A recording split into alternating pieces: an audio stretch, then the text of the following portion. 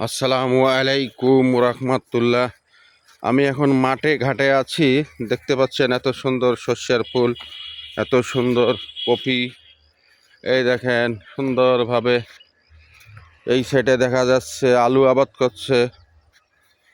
দর্শক আপনাদের দেখাচ্ছি, এই দেখেন কত সুন্দর আলু। এটা হলো আলুর ক্ষেত, আলু আবাদ করছে। দর্শক দেখা যাচ্ছে